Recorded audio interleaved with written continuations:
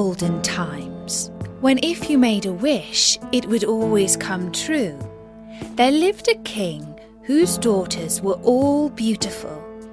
But the youngest was so beautiful that the sun itself, which has seen so much, was astonished whenever it shone in her face. Close by the king's castle lay a great dark forest, and under an old lime tree in the forest was a well. And when the day was very warm, the king's child went out into the forest and sat down by the side of the cool fountain. And when she was dull, she took a golden ball and threw it up on high and caught it. And this ball was her favourite playing thing. Now it so happened that on one occasion the princess's golden ball did not fall into the little hand which she was holding up for it, but onto the ground beyond, and rolled straight into the water. The king's daughter followed it with her eyes, but it vanished, and the well was so deep that the bottom could not be seen. On this she began to cry, and cry louder and louder, and could not be comforted. And as she was complaining, someone said to her, "What troubles you, king's daughter? You weep so that even a stone would show pity."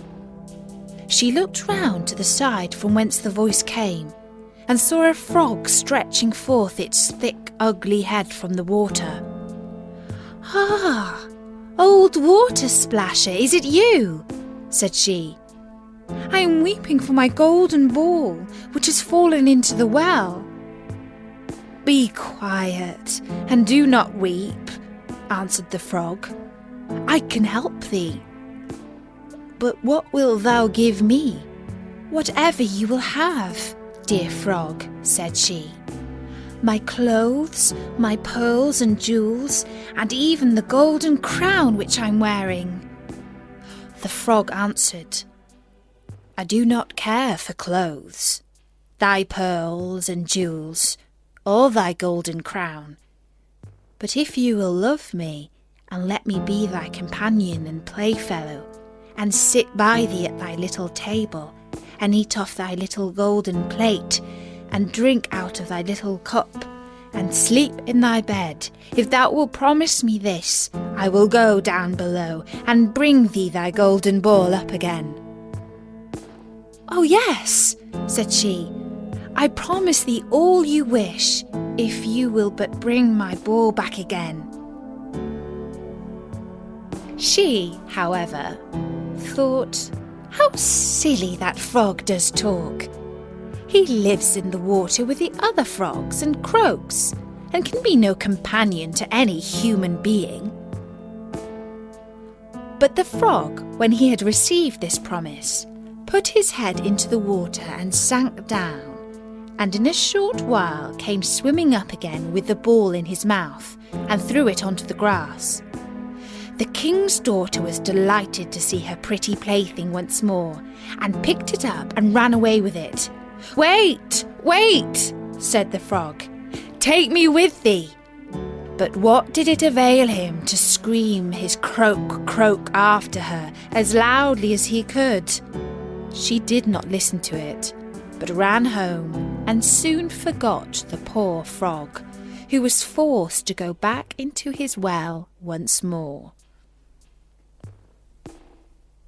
The next day, when she had seated herself at table with the king and all the courtiers, and was eating from her little golden plate, something came creeping splish, splash, up the marble staircase, and when it had got to the top, it knocked at the door and cried, "Princess, youngest princess, open the door for me."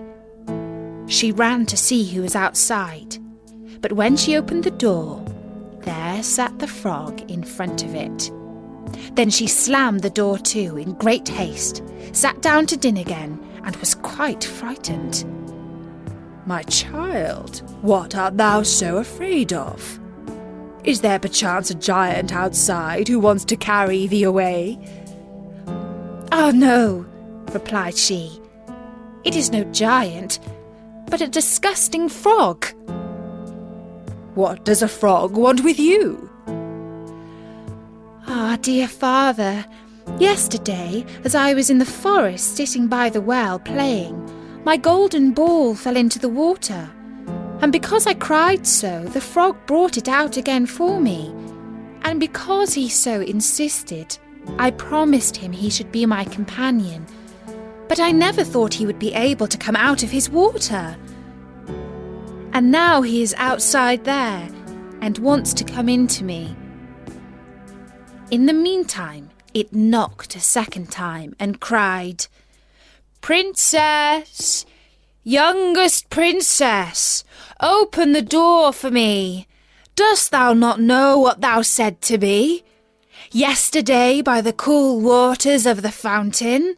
Princess, youngest princess, open the door for me."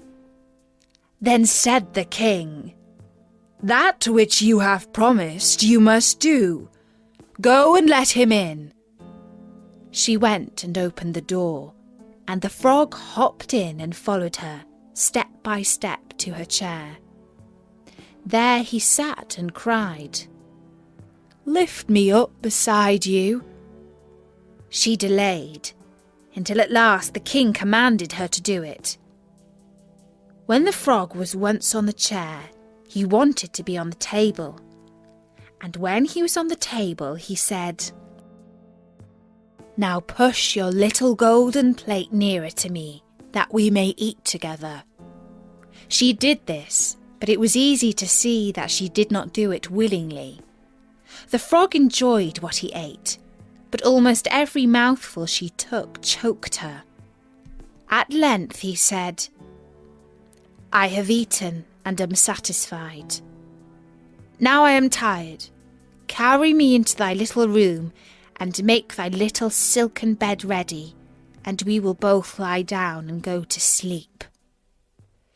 The king's daughter began to cry, for she was afraid of the cold frog, which she did not like to touch, and which was now to sleep in her pretty, clean little bed.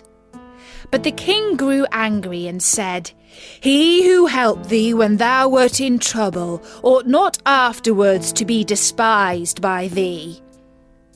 So she took hold of the frog with 2 fingers, carried him upstairs, and put him in the corner. But when she was in bed, he crept up to her and said, "I am tired, and want to sleep as well as thou. Lift me up, or I will tell thy father."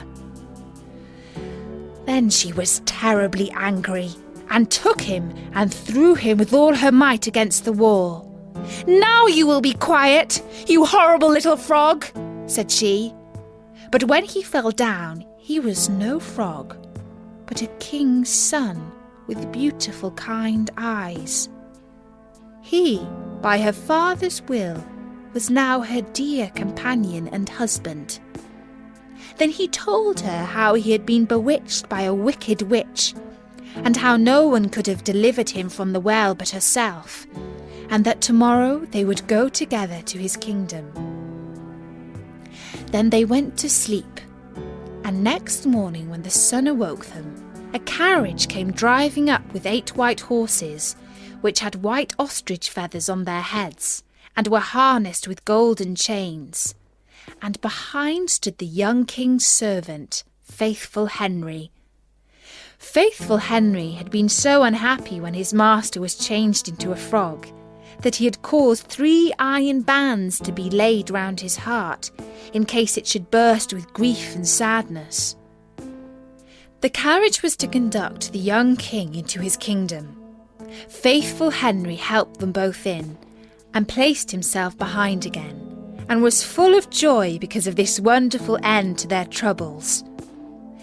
And when they had driven a part of the way, the king's son heard a cracking behind him as if something had broken. So he turned round and cried, "Henry, the carriage is breaking." "No, master, it is not the carriage. It is a band from my heart, which was put there in my great pain when you were a frog and imprisoned in the well," Again and once again, while they were on their way, something cracked, and each time the king's son thought the carriage was breaking.